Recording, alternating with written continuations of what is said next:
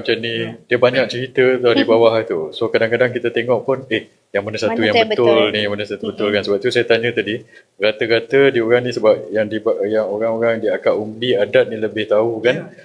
Yang mana satu, kita di luar ni kadang-kadang kita tak nampak apa yang dekat situ kan. But melalui apa yang Cik Karil cakap tadi, maksudnya mereka lebih percaya kepada BN sekarang berbanding BN. Sebab itu Anwar Ibrahim sebut jangan sentuh sentuh. adat. Dan Anthony Loke pun cakap jangan sentuh adat. Yes. Padahal kita tak semestinya cerita pasal adat ni melibatkan raja. Tak perlu.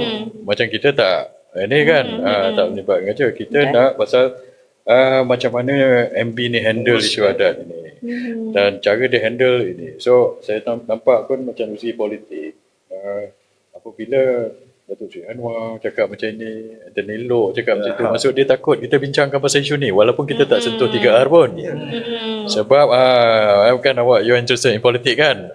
So bila orang politik cakap macam tu, maksudnya dia takutlah kita bincang pasal benda ni walaupun kita tak sentuh 3R.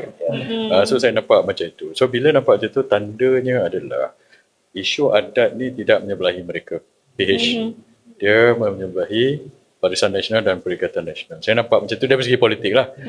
Saya boleh komen dari segi politik. Dari segi adat kan, Cik Karil lagi tahu. 2 term orang adat bagi peluang. 2 term dah dia bagi peluang pada makin lama makin term. Okey. Apa saya pula tanya soalan banyak Ahmad Marisa dengan Azim ada nak tanya lagi?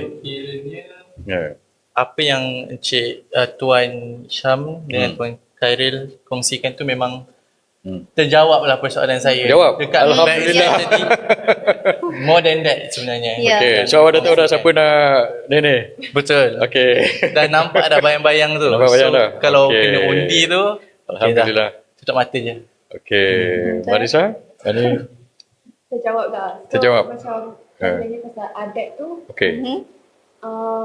sebab saya faham adat tu dia macam ada something specific. Okay. Lagi-lagi because like Tuan Syam ada mention adat yang what people think is mostly raja, 3R semua. But then for this one dia adat yang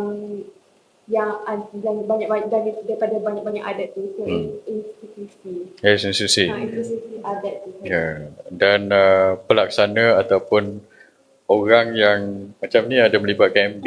So kalau orang tu gagal lah sebenarnya untuk mendamaikan krisis ini, saya nampak macam itu. Dia bukan institusi.